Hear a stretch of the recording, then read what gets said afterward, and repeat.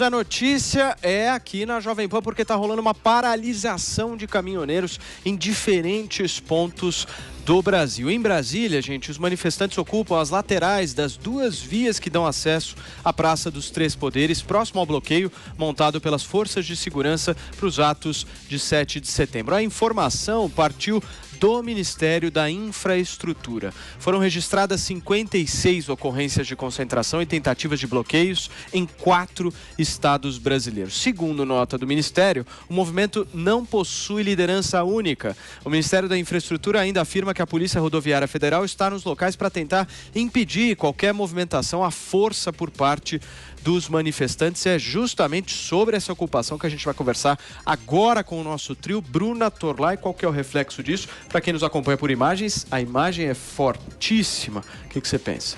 Olha, isso é um sintoma desse momento que a gente está vivendo, que não há boa vontade por parte de todos aqueles que, em nome da paz, né, da pacificação, não estou falando da harmonia, mas em nome de manter a sociedade brasileira pacificada como ela sempre foi, sejam minimamente humildes. Então, como é que a gente vai se chocar com esse tipo de reação quando a gente tem aí um ministro do Supremo Tribunal Federal querendo dar lição de moral, quando o Supremo solta bandido? Como é que a gente não vai esperar reações que muitas vezes vão ser prejudiciais, né? E no caso, quando os caminhoneiros param, é catástrofe à vista. A gente lembra o que aconteceu em 2018, isso prejudica o cotidiano dos brasileiros. Mas como é que a gente não vai esperar se não parte daqueles que estão no poder e que poderiam simplesmente cumprir os seus papéis sem ficar provocando problemas aí, convulsão, querer se meter no Congresso? Bom, é como já se falou aqui, Congresso e Executivo tem de governar, Judiciário tem outra função, não tem que se meter em governo. E aí, de repente, você tem o Supremo interferindo o tempo todo. E aí, uma hora, a reação popular, quando ela vem de maneira visceral, ela não vem com racionalidade. A racionalidade, ela está presente no diálogo, na tentativa de solucionar os conflitos. Agora, a reação popular, ela vem com violência, ela vem dizendo, estamos aqui, existimos. Então, quando eu vejo esses caminhoneiros aqui, que é uma categoria complicada, porque são muitas lideranças, o interesse deles, a gente não sabe exatamente qual é, né? Não há um discurso claro e quando eles dizem que vão parar o Brasil, eles param mesmo. Agora, a partir do momento que a gente tem um estado de convulsão entre os próprios poderes, esse sintoma dos caminhoneiros não sabem quem vai definir amanhã a solução que eles procuram, é difícil condenar. Né? Você vai ter esse tipo de reação cada vez mais. A tendência é que a gente tenha cada vez mais. E como o Serrão disse aqui, é capaz de a gente caminhar aí para algum tipo de convulsão social, né? É ruim, mas é preciso compreender, tá? Não, é complicado falar desse assunto, né? Às vezes as pessoas acham que a gente está apoiando. Não é isso, eu estou compreendendo. Eu compreendo essa manifestação dos caminhoneiros como um sintoma à confusão geral que está aí instalada sobre as atribuições de cada um dos poderes, quem faz o quê. Governadores vão conversar ou não com o presidente sobre ICMS? Não, ninguém chega a lugar nenhum, fica na guerrinha política. Bom, o povo, uma hora, fala, estou aqui e tem um problema. Como é que vai ser? É o que está acontecendo, Paulo. Serrão, tem lugar no Brasil, aqui dando uma olhadinha rápida aqui, que o preço do litro da gasolina está chegando a R$ 8,79. O presidente da República não mencionou uma palavra sobre isso no discurso dele ontem. Você acha que ele deveria? Olha, ele deveria sim, como ele já tem falado sistematicamente. Por que o combustível está caríssimo no Brasil? Porque os estados insistem em manter alíquotas absurdas de ICMS sobre os combustíveis. Isso aí bota na estratosfera o preço do combustível. Para quê? Para bancar a máquina estadual perdulária, na maioria das situações. Perdulária e muitas vezes corrupta. Então nós, cidadãos, os caminhoneiros que botam lá o combustível no posto, estão ajudando a financiar a cleptocracia e a incompetência administrativa no Brasil. E a grande novidade do Brasil, de um tempo para cá, Os brasileiros descobriram isso e por isso estão saindo às ruas para protestar. Por isso os caminhoneiros estão fazendo esse protesto, que é parar, esse aí de caminhoneiro, para completamente o Brasil e a economia.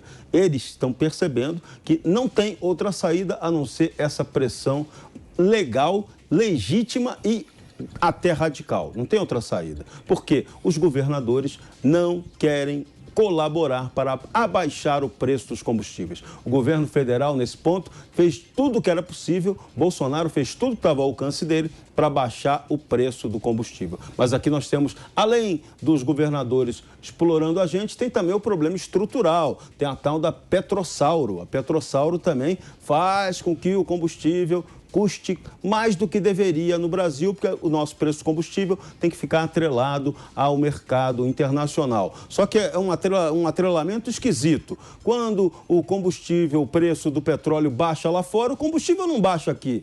Mas quando o petróleo, a cotação do petróleo sobe lá fora, aí tem toda a explicação justificativa para o combustível subir aqui. É aquilo que a Bruna falou, é a hipocrisia do inferno que é intolerável.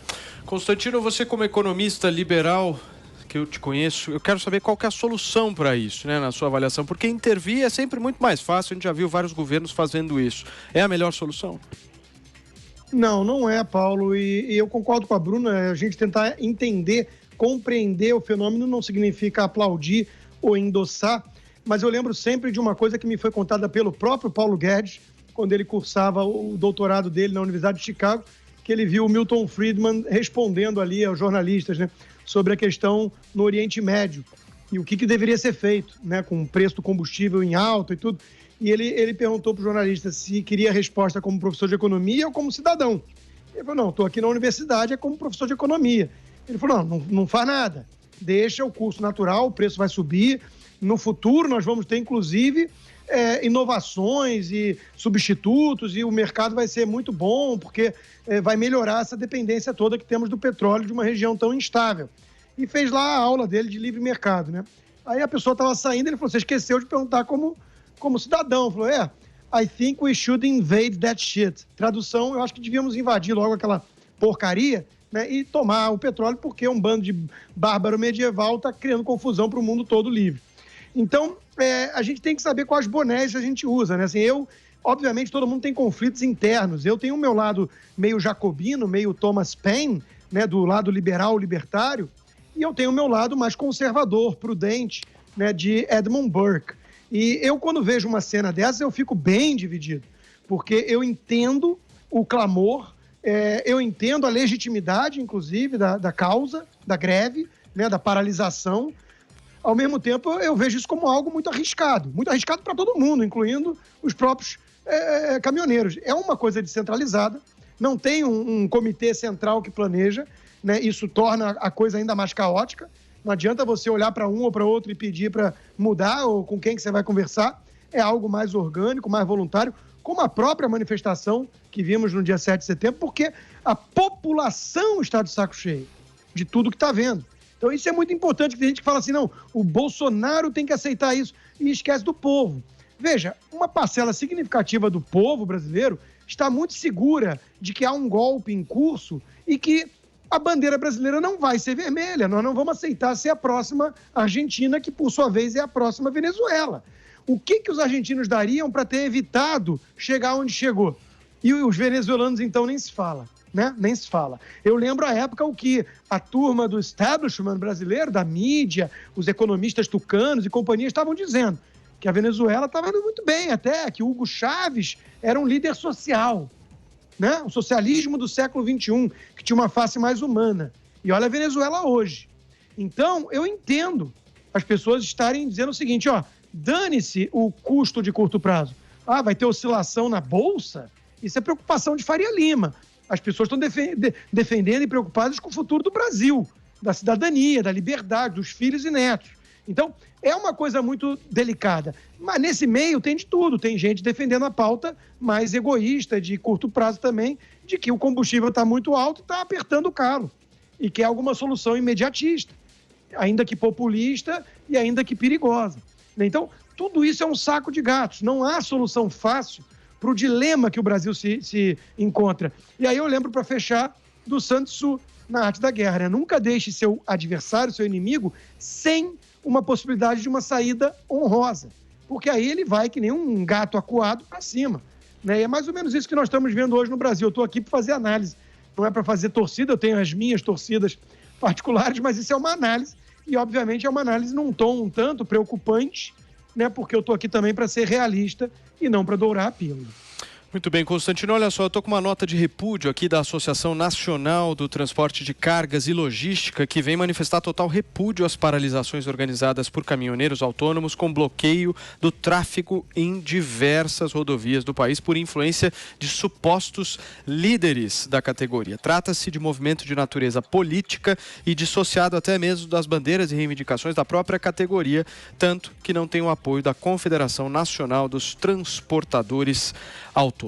Continuando a repercussão aqui sobre a paralisação dos caminhoneiros lá em Brasília e em diversos outros pontos do Brasil, eu tenho um boletim aqui do Ministério da Infraestrutura atualizado de 5h30 da tarde. Vejam só, o Ministério da Infraestrutura, com base em informações da Polícia Rodoviária Federal, informa que às 5h30 do dia 8 de setembro de 2021 são registrados pontos de concentração em rodovias federais com abordagem a veículos de cargas em 8 estados: Bahia, Espírito Santo, Mato Grosso do Sul, Santa Catarina, Paraná, Maranhão e Rio Grande do Sul. Importante, em nenhum ponto é registrado bloqueio total da pista. Esse é um boletim das 5h30 da tarde do Ministério da Infraestrutura. Serrão, você me pediu a palavra, por favor. Desculpe o trocadilho infame, mas é combustão espontânea por causa do combustível. As pessoas, os caminhoneiros, não aguentam mais não conseguir levar dinheiro para casa em função de frete mal pago, de combustível caríssimo e dos pedágios ainda elevados, que ainda é uma briga que tem que continuar permanente. Não dá para a gente continuar. O governo está até tentando baixar o preço de alguns pedágios, mas eles ainda têm preços absurdos, fora da realidade de quem precisa pagar. Então nós temos um movimento que não tem liderança, ele não tem fundamentação política com P minúsculo, ele tem fundamentação política com P maiúsculo. As pessoas estão lutando pelos seus direitos. Agora, isso tem consequências econômicas ruins? Tem. É essa dicotomia que a gente vai ter que resolver.